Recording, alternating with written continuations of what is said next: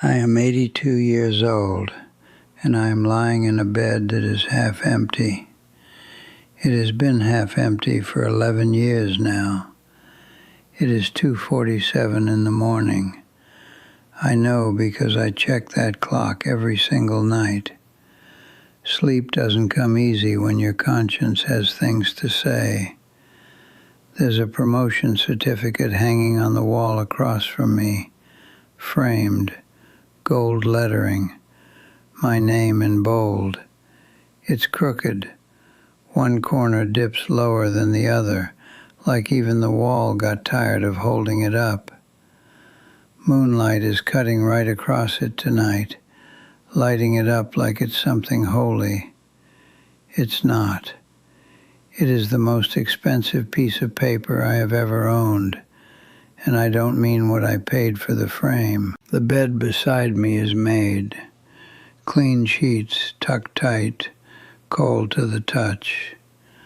Nobody has slept there in over a decade. No warmth, no breathing, no one rolling over at 3 a.m. and putting a hand on my chest just to make sure I'm still there. Just silence. The kind of silence that doesn't feel peaceful. The kind that feels like a verdict. I'm going to tell you something that no LinkedIn post will ever tell you. No motivational speaker in a slim-fit suit is going to say this from a stage. No hustle culture podcast is going to whisper this into your earbuds. So listen to an old man who learned it the worst way possible. Success lied to me. It looked me dead in the eye and it lied. And I believed every word. Let me take you back. I was 32 years old and I was on fire. Not the destructive kind, the ambitious kind, the kind everyone applauds. I had a jaw made of iron and a handshake that could close deals before I even sat down. I was hungry. I was driven. I was electric. And I was dead wrong about everything that mattered. I believed a lie. I swallowed it whole, and it tasted like progress. The lie was this: provide first, be present later. I told myself that love was a roof over her head. Love was a car in the driveway. Love was tuition paid in full, and vacations planned for someday. I thought if I stacked enough achievements, enough zeros in the account, enough titles on my business card, then everything at home would just hold. Like love was a savings account that could collect interest while I ignored it. Helena, my wife, God, she was patient. She had this way of believing me even when I gave her no reason to. I'd leave the house at 6 a.m. and she'd be standing in the kitchen in her robe, coffee in one hand, my travel mug in the other. She'd kiss me on the jaw because I was always too rushed to turn my face toward her, always halfway out the door. She smelled like lavender and warm bread, and mornings I never stayed long enough to enjoy. She'd call me around lunch. I'd see her name light up my phone, and I would send it to voicemail. Not because I didn't love her, I did, but I had a meeting. I always had a meeting. I told myself I'd call her back. Sometimes I did. Most times I forgot. And every voicemail she left ended the same way. Just wanted to hear your voice. Call me when you can. I had hundreds of those. I saved none of them. Next month we'll slow down. That's what I told her. Every month. For years. Next month. Next quarter. After this project. After this promotion. I was collecting promotions like they were armor, like if I just got high enough, I would be untouchable. Corner office, mahogany desk, my name on a brass plate outside the door. Applause in boardrooms from people who didn't know my wife's name, who didn't know I had a daughter, who drew pictures of our family with only 3 people in them because Daddy was never home to be the 4th. And now here I am, same man, bare feet on cold hardwood, no corner office, no mahogany desk, no applause, just the tick of a hallway clock and the hum of a refrigerator in an empty kitchen. The boardroom forgot me 6 months after I retired. But this bedroom remembers everything. Now I need to tell you about the night that broke it. Not the night she left. That came later. I'm talking about the night she stopped. There's a difference, and it's the difference that will haunt you. It was a Tuesday. I remember because Tuesdays were Elena's night to make her mother's recipe. This slow-cooked stew that filled the whole house. You could smell it from the driveway. Garlic, tomatoes, rosemary, something sweet she never told me the name of. Every Tuesday for 14 years, that smell met me at the front door like a second greeting, like the house itself was saying, "Welcome home." But I wasn't coming home for dinner. I was at the office. They were announcing the senior vice president position, and I had been campaigning for it like it was a presidential election. I stayed late. I always stayed late, but that night I stayed later. The janitor knew my name. The security guard and I were on a first-name basis. I sat in that fluorescent-lit office, and I rehearsed my acceptance like a man proposing to a woman who already said yes. They gave it to me at 10:15 p.m. Handshakes, champagne in plastic cups, a framed certificate with my name in gold ink. Senior Vice President. I held that frame like a newborn. I was so proud I could barely breathe.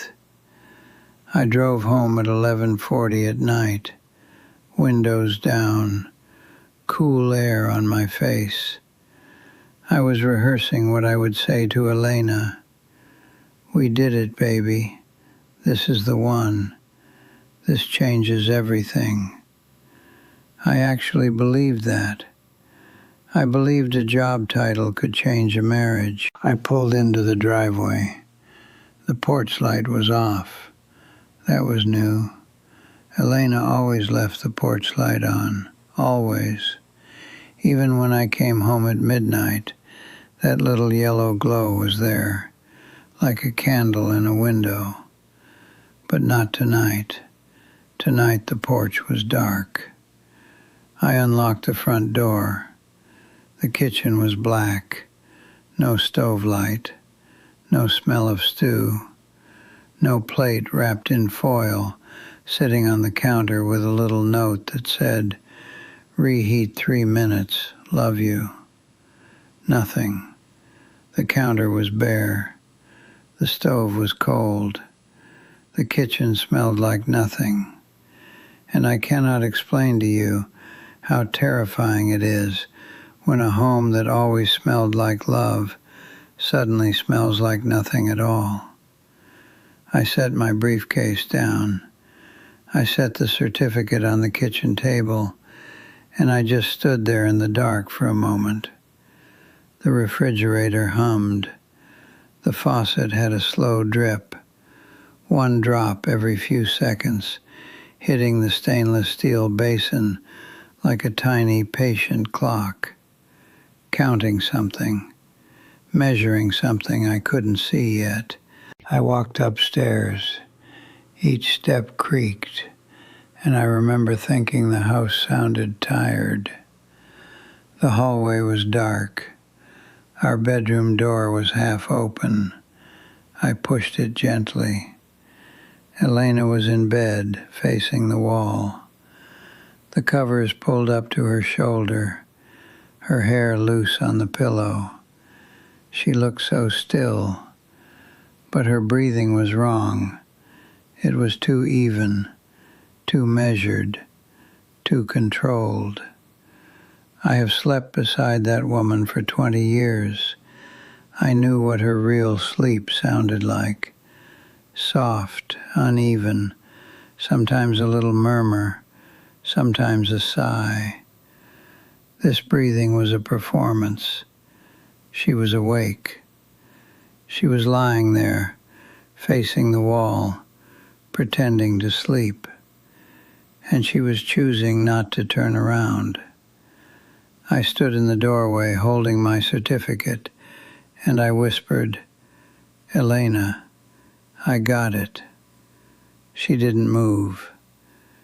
"Baby, I got the promotion." Nothing, not a flinch, not a shift in the sheets, not even a change in that too steady breathing.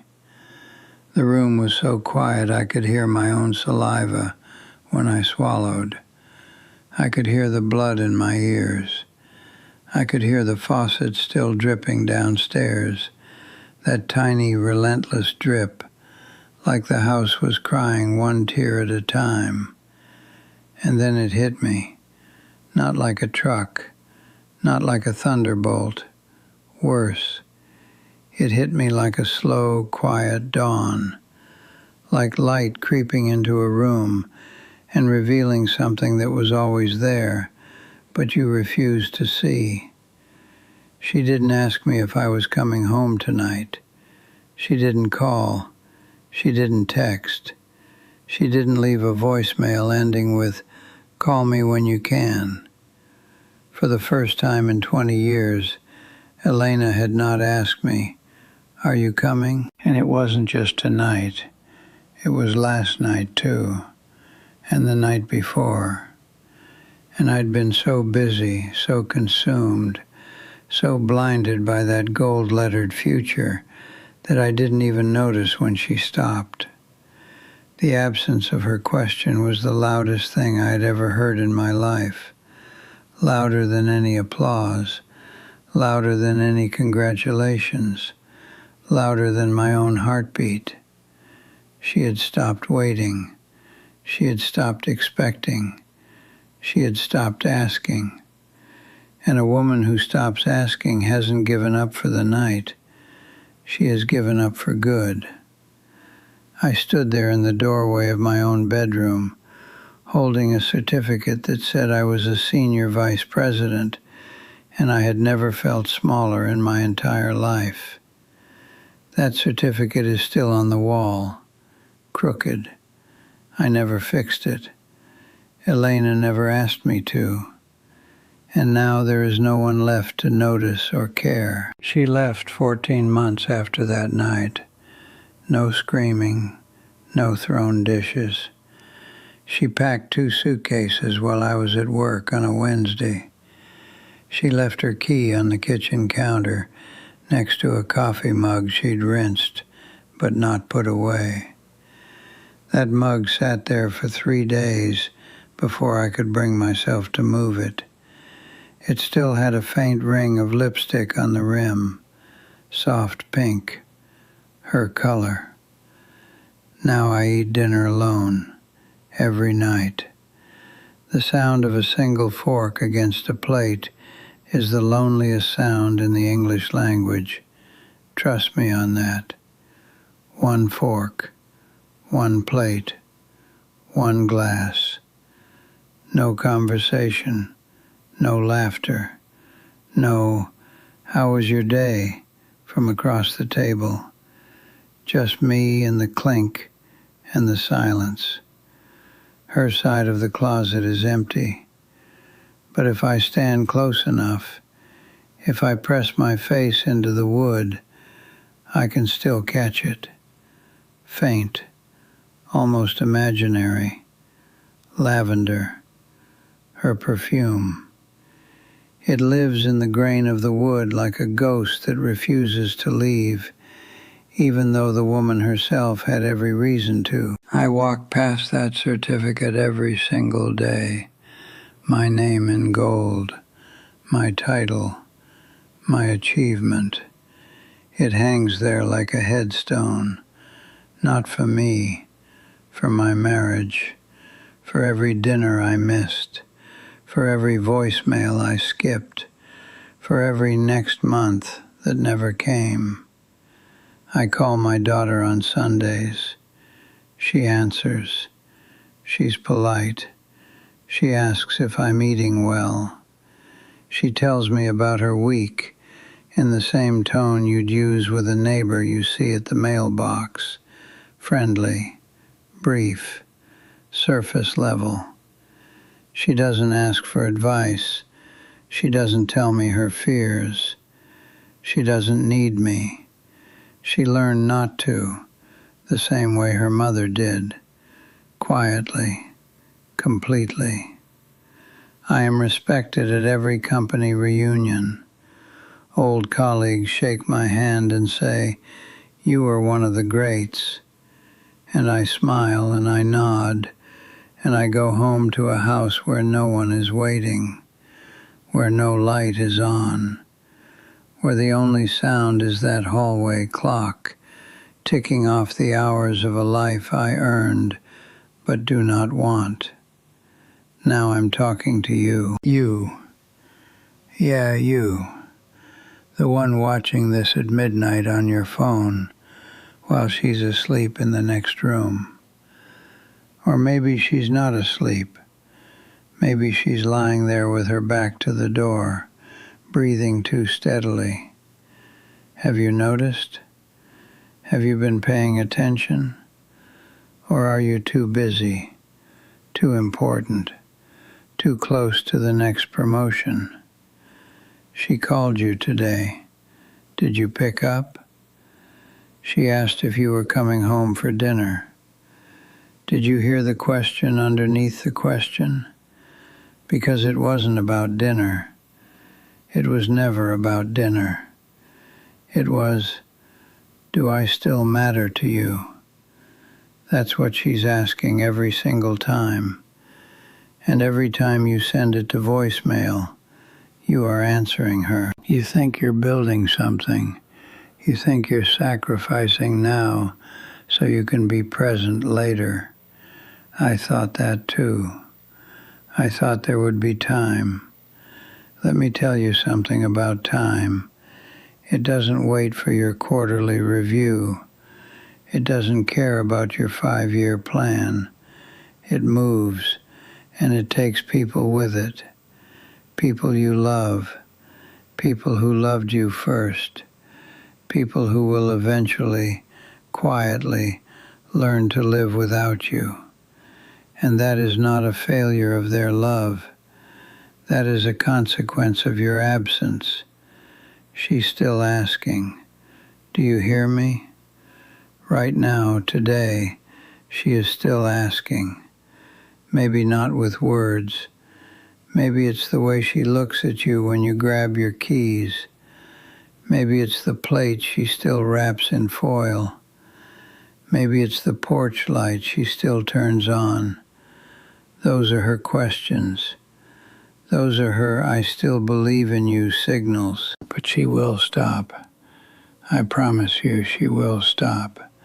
Not with anger, not with ultimatums. One night you'll come home and the porch light will be off, and the kitchen will smell like nothing, and her breathing will be too steady, and you will stand in the doorway holding whatever achievement you just earned, and it will feel like dust in your hands. This certificate kept me warm in the office. It never once kept her warm at night. Go home. Not tomorrow. Not after this quarter. Not after the next deal closes. Tonight. Go home tonight. Put your phone on the counter. Sit at the table. Look her in the eyes and ask her about her day, like it is the most important meeting on your calendar, because it is. It is the only meeting that will matter when you are 82 years old, lying in a half-empty bed, staring at a crooked frame on a wall that stopped caring a long time ago. Go home before she stops leaving the light on, because one day she will.